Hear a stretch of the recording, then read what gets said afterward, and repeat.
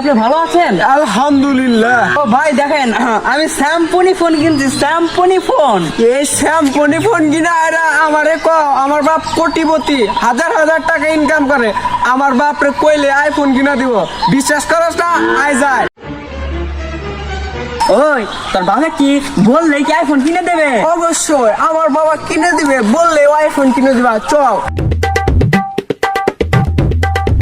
আব্বা। কি কস গেতা, তাড়াতাড়ি ক, 10টা কাম করতেছি।